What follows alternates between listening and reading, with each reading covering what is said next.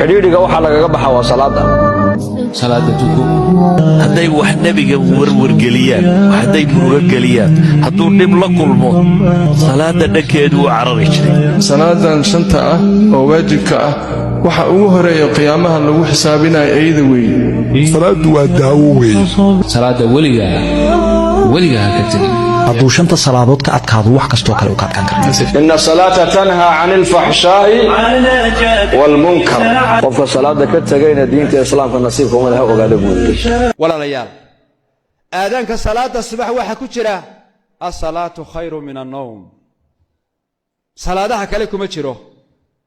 salaada ka khayr badan hurdada qofkii oo hurda oo furaashkiisa iyo gogoshiisa jiifa ayaa aadaanka maqlaya iyadoo muaddi ku dhawaaqayo muaddiminta qaar waxaad ka dareemaysaa waqtiga dhaxanta inuu dhaxmoonayo oo bihii qaboobay uu ku soo weysaystay oo la qarqarayo